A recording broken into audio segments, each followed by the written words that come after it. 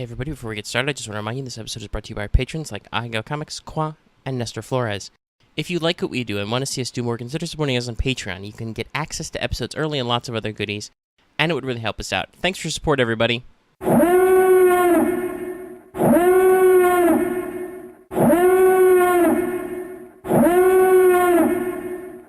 Hello everyone, welcome back to the channel. It is time, once again, to talk about Star Wars Legion by Fantasy Flight Games. That's what that alarm means. Actually, no, that alarm means tanks! Yes, FFG does continue to give me more work, but they do it in the best way.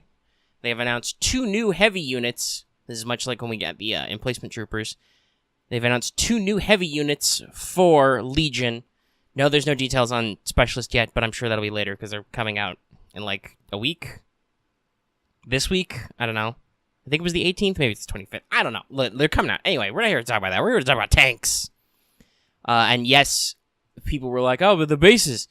No, now we've got, at least for the Occupier, we've got super long ovoid bases, which is actually pretty scary, but we'll talk about that in a second. As already alluded, though, yes, the Occupier Tank, specifically the TX-225 GAVw Occupier, because it's the wheeled version, not the repulsor version, is going to be released, and also the X34 Landspeeder unit. You can see their images on screen. And yeah, we're still experimenting with the more visual fidelity, or whatever you want to call it, you know, higher visual levels, so YouTube doesn't get mad at us for just posting static images which belong to other people. You know, just in case my lovely voice is not enough to make this distinct and fair use, I also add editing. So, let me know in the comments about how you feel about, like, color schemes and stuff. I'm trying to find my ground on what works for what. Since this is, like, a hybrid announcement, I kind of didn't want to focus too hard on one faction's color scheme over the other. So we're doing a different thing. Anyway, with these announced, let's go ahead and jump into just talking about what we know. We'll start with the Occupier, because that's first for me. So, we start at the top. The TX-225 GAVw Occupier Combat Assault Tank. The W stands for wheeled. There is a repulsor version, but that's not what we're getting in Legion so far. Who knows? Maybe they'll do a re-release, but So this is a pretty hefty unit. Let me double check here. I don't use ATSTs a lot, so their cost doesn't come to mind immediately. But based on eyeballing, I'm thinking I'm seeing 155. It looks like the same character. So I think it's 155 points. Which would put it about 45 points cheaper than the ATST, which I could see because, as you can see, it's got less resilience. It's only got 6. And it has definitely less wounds at 8 as opposed to 11. But it's a heavy unit. It's 1 mini per. It has a red defense die. It has, which is an improvement over the ATST, which is only white. But it has no surge, so it's a naked red die. And, boy howdy, it's got a lot of keywords. So it's got armor, for 1, and it's got arsenal, 2. So, armor is a standby of these vehicles. That means it's pretty impervious to damage, especially with that red die. Except for the power of good old impact. Arsenal 2 means it can use up to 2 of its weapons at once. That's pretty good since it's got a hard point, and it's got 2 weapons default. So that's pretty good, but we'll talk about that in a second. Then it's got reposition, which is either before or after you perform a standard move, you may perform a free pivot action. So you can pivot a number of degrees. Because this thing is fixed, because of the way vehicle bases are, you can't freely turn them like you can with troopers. That's really good. So that, especially because its 2 main weapons are fixed front. But basically this thing, it's only speed 1, so you gotta, be careful about it. But it's got a decent amount of action efficiency in that you can scoot to point your direction for free with a pivot, and then you can drive, and then you can shoot with 2 weapons. It also has weak point 1 sides. Now you'll note, because of the way this, oval-shaped base is, that the side arcs are huge, which means this is a pretty glaring fault compared to the ATSTs, which is weak point rear. But basically, anybody shooting at the sides gets a free impact 1 extra. So if you're already an impact 1 with an ion weapon or something, that means you go to impact 2. If you already have a couple of impact, you go up more. If you have no impact, you get 1 for free. With the red defense die backing it, that can still be pretty defensive, but yeah. Still, packs a punch. And then lastly, we have a new keyword, which is great. It's here finally. You can transport units. The transport keyword, transport 1 open. So basically, as far as we can tell, you can transport 1 friendly trooper unit, and after defending, if you receive a wound, the units you're transporting receives 1 wound also. So that's basically what, as far as anybody can tell, that's what open means. So transport 1 is the number of units you can transport. We're hoping the RRG will update with all the stuff you need to know about that. You can have those guys ride in the flatbed in the back. And then open will probably be opposed by closed, which certain units will probably have in future, which means they don't take wounds first. So that's pretty cool. This thing's a flatbed multi-purpose vehicle. A lot of people, or at least just me, have assumed the G in GAV is like general armored vehicle. So it's kind of like a generalized multi-purpose. Got a couple uses. For weapons, you have the forward, triple cannons, in the little front slot there, which are range 1 to 2 only, and they're 1 red and 1 black, but they're suppressive and they're fixed front. So this is kind of your closer-in anti-infantry weapon, somebody getting up in your grill, sweeping with the front guns. And then you have the lateral 2X cannons, which are the ones on the sides, which are also fixed front, but they're range 1 to 4. They are 2 red and 2 black, and they have impact 2 in addition to being a fixed front. So, basically, this thing is good at fighting other armor, and it can be good at fighting other troopers, so it's got a little close for troopers, but it can throw a lot of dice. So, that's pretty handy. And then for upgrades, it has the pilot, the hardpoint, and the comms upgrade. We can see there are 2 pilot upgrades in this. One appears to be generic, and one is unique, which is First Sergeant... Yeah, no idea. Which is Imperial and ground vehicle only, and he's 5 points, and he adds a keyword which I believe is tactical. I want to say 1, but I'm really not sure. If I zoom in any at all, it loses definition. It could be a 3 or a 1. It moves based on the pixel blurring, but it reads after you do a something, you get a something token. I think it's 3 letters, so it's aim, and I'm guessing it's so after you do some kind of action or something, you gain 1 aim token, which is pretty cool. But that's obviously unique, so. But he's pretty cheap. Maybe it'll help ATSTs with their action economy. There appears to be a generic pilot, like I said, and then this thing's got 2 hard points. We can't really see what they do, but basically the commander can come out and he gets a little turret gun on top, for himself. And let's see, do they say? I think they say in the article what it is. Yeah, you can either do a DLT-19 rifle, which is the impact one. Presumably it is, in fact, impact 1. So you can, kind of get your standard issue, repeating blaster up in there. Probably a decent range. And then there's also the RT-97C heavy repeating blaster, which is, I believe, the one pictured on the Mini, which is probably going to be another, handy shooty option. Hopefully they're not too expensive. But that lets you broaden up, I assume, your capabilities. And because they're turreted, they probably won't be fixed. So that means if somebody's trying to get in your sides or trying to get in your back, you can still shoot back at them.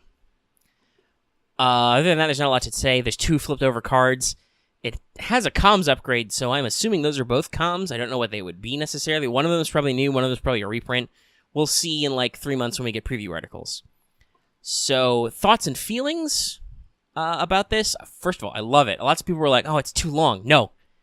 They added a base. They added a long-ass base. That's perfect. That's great. There's so many things that this opens up to. When we talk about the Landspeeder, there's some Rebel stuff mentioned in it, which I'm like, oh, yeah, that means the recon troop transport's coming.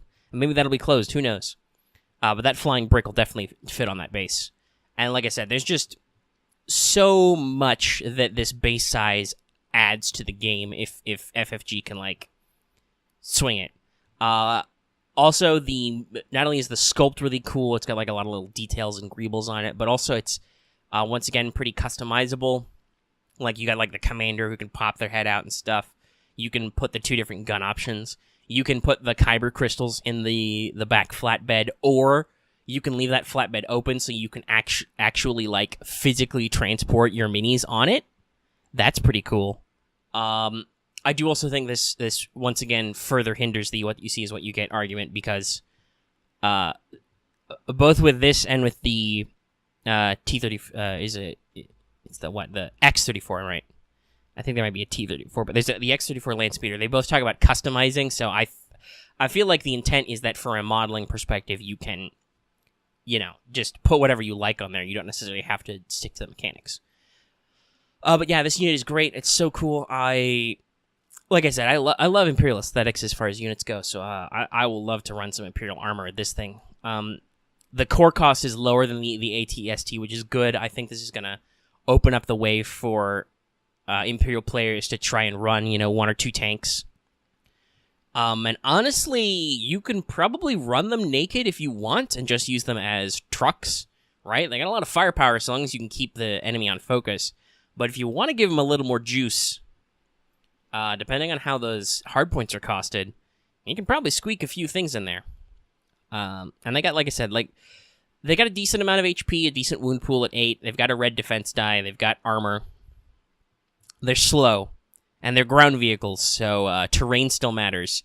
Like, some types of obstacles they'll be able to pass over. They won't treat as difficult terrain, but they're not going to be, plowing over barricades. Anyway, it's super cool, and I love it a lot. Let's move into the X34, then. So, let's talk about the X34 Landspeeder. Yes, the Rebels now have technicals. That's pretty cool.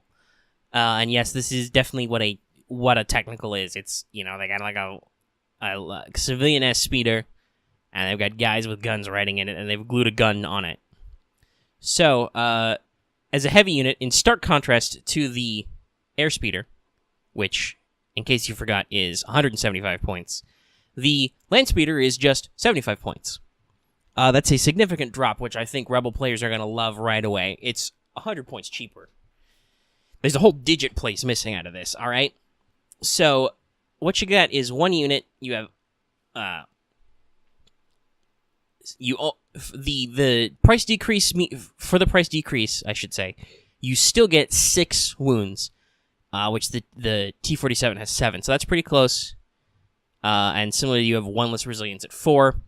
It has a white defense die, but it has both surge to hit and surge to block, and it is speed 2.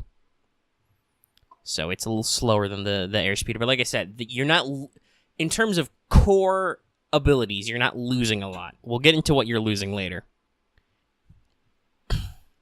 So first off, we have an interesting alteration of a keyword. The Landspeeder has armor 2. So it appears that with an upcoming update, armor can now be either flat out, you ignore all hits, or it can be numbered, which means you ignore a certain number of hits without impact. So that's pretty cool. That's a good way to give vehicles like semi-armor. Like this thing, it can only armor against 2 hits, but if you just keep pouring, small arms fire into it, eventually you'll hit something important. It's just a slightly up-armored civilian vehicle. And as people have pointed out, it's entirely possible that future, even trooper units could have, Armor 1, as opposed to, Impervious, which would be pretty cool. I agree with people speculating that maybe Super Battle Droids could have, Armor 1. That'd be pretty neat. It also has Arsenal 3, Cover 1. It has Light Transport open, so Light Transport means that you can only transport one friendly trooper unit that is a single mini. Or exists on one small base. So, commanders, operatives, units with only the leader left. As far as we can tell. Hopefully there'll be some RRG clarification. If I only have one mini left in my trooper unit, that counts, right? So, we'll see.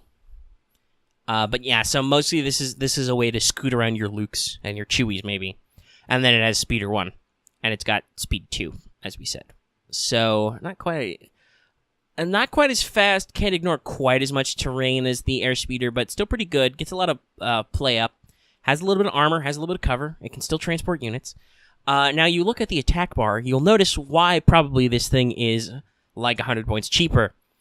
Its only default weapon is the driver's blaster pistol at range 1 to 2 with 2 white dice.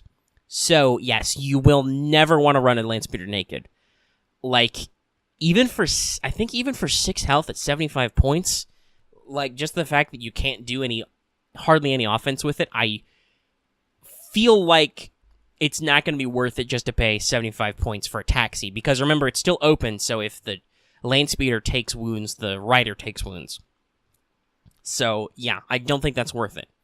But for upgrades, it has 1 pilot, 2 of these dude upgrades, which I'm tentatively calling crew. They could also be gunners, who knows, but, 2 guys riding in the seats, 2 passengers, 1 hardpoint, 1 comms. So, as you can see from the example sculpt, we know generally what 2 of the crews are, so what you can go up to, which is you can have a Rhodian with an A300 riding shotgun, which will probably just be a range 1 to 3, maybe in a couple extra white, maybe they upgrade to like black or something, but just a pretty standard, probably a cheap upgrade to give you a little bit extra range and throw a little more dice at targets. But there's also the RP, I think is that S6 or RP56, whatever. There's a toilet check with a rocket launcher, which is range 2 to 4, I think, which has some impact. Is that a 2? Is that a 3? Who knows? She'll probably be a bit more expensive, but probably worth it if you're truly gonna use these things as technicals to like fly up and attack enemy armor. With an impact 2 on its own, and then, for example, the Occupier has weak point sides. Since this thing has speeder, it's going to be entirely possible, and it's already moved too, it's going to be entirely possible that you might be able to scooch up into the sidelines of an enemy tank, put a missile in the side, with like an impact 3 and a decent chunk of dice. God help you if you get in range 2 with a couple of these extras and shoot at them. Yeah. So that'll be a pretty nasty strat. And then it's got a single hardpoint. So this you have to pick. But you can pick to either equip the Mark II medium blaster, which is probably they're both fixed front, I think, as far as we can tell from like the little... Yeah, they both have fixed front. So the Mark II medium blaster is probably just, a couple extra dice with no extra features at probably like range 1 to 3 or 1 to 4. Which gives you the ability to shoot in your fixed front arc, which is cool, but not super important. Depending on the cost, you might see that a lot. But the other thing is the M45 Ion Blaster, which we know is also fixed front, but it appears to be range 1 to 4, and it's impact 1 and ion 1. So, stack that with the RP5 chick, and I'll admit, because it's a rocket launcher, it's probably like a ready weapon, but hey, you get a free move in this thing with speeder. You get a compulsory move, so it's entirely possible you're going to be able to scoot, reload, and shoot if you want to. Or, hey, God help you, you can scoot, shoot, and if you got a free action left to reload already, so you can do it again. Depending on how many dice you're throwing, you might not need to aim. But yeah, so that's a fixed front. That'll probably have a few dice, and it's got impact and ion. So you can get some nasty combos with the passengers and with the front gun, but you gotta pick which one you want.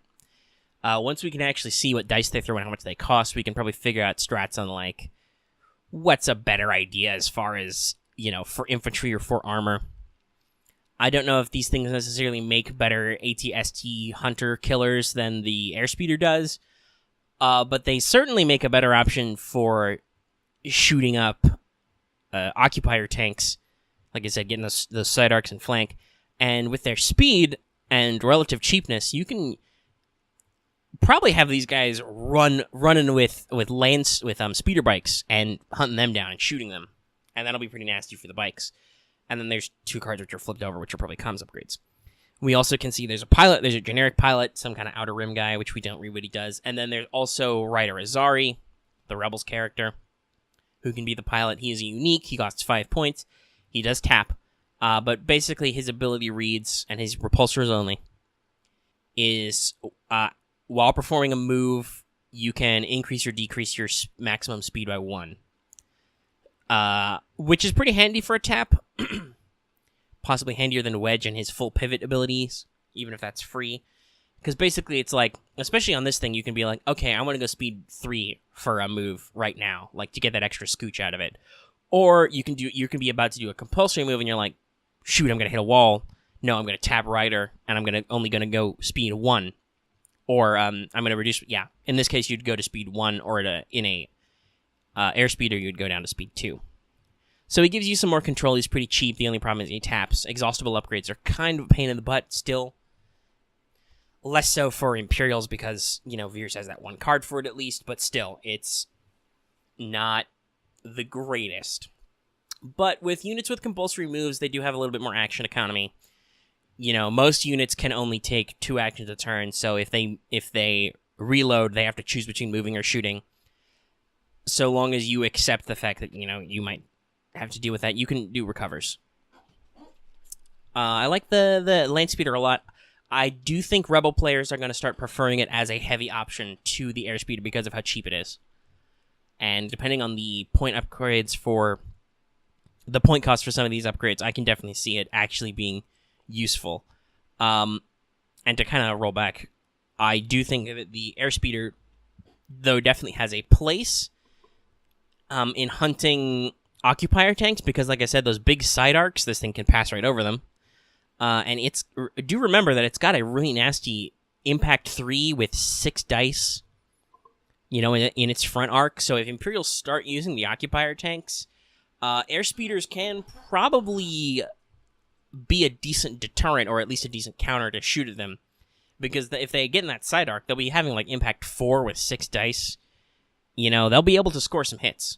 All right, so that wraps up talking about the Landspeeder. And so we are at the end. Yes, I talked about 20 minutes about 2 units, which aren't fully spoilered yet. But hey, I love Legion, and I'm excited. I'm sure lots of other people are excited. People seem excited. I've been waiting for these... Well, I've been waiting for the Occupier tank probably since day one because it was very obvious that was a thing they should do. And hey, they made it work. The Landspeeder, I've always said I want to be able to run the classic Battlefront 2 units. Not the original, but the 05 by Pandemic. I want to be able to run a set of those units, so a technicalized speeder, but that's been pretty popularized, I think, in media in recent years and historically, so that's okay.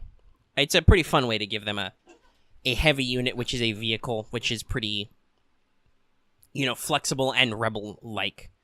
And I do think that these 2 units together, when they eventually come out, will change things up. They will actually make things more interesting. Because... just of how they work. Heck, the Occupier is a ground vehicle. It can stand by now. So it can park on objectives. It offers cover. It really does offer cover to infantry units hiding behind it. They're both, slightly cheaper than their alternatives, but with more flexible in their terms of options. They will be adding new upgrades which old units can take, so we'll see if they're worth it. And just, it's a really good update schedule in general. I know lots of people are, especially after it's been announced for X-Wing, lots of people are teething for Clone Wars stuff for Legion, but I think we got to get through some of our cycle with the first 2 factions first, as it were.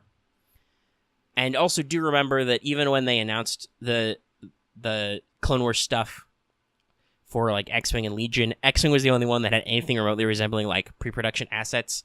We didn't even have anything concrete for Legion yet, so obviously that was farther out. Hopefully that might be the next thing they announce, because other than just continue to give me units I appreciate, okay, maybe a 3rd core unit, that could be cool. A 3rd core unit, because then you can run, you don't have to double up on anything as required by the rules. But we'll see. Who knows? Who knows? So, yeah. I'm going to go ahead and wrap up the video here. Thanks so much for your time, everybody. If you like this video, go ahead and give it a like. If you have any comments, leave them in the comment section down below. And if you're new here and have not already, please subscribe. Great way to keep track of our videos on the channel. Also, even if you're already subscribed, notify the bell with notifications, so you always know when we post a new video. Honestly, that last bit's not even a shilling thing. That's just hey, I know I've heard that YouTube fucks up sometimes, so I want to make sure that if you really want to follow our content, make sure to hit that bell for notifications. And of course, now to turn to shilling. If you were listening to the front of the episode, you can support us on Patreon. You can get access to this episode early. Lots of other goodies and generally help us out. Just be a really cool dude. Or dudette. And, that's the video. I will see you, whatever next time is, whether that's Legion, X-Wing, something else. I am working on my next L5R video, my next little video essay, so keep an eye out for that. And, It's time for Rolling Thunder, everybody. Yeehaw!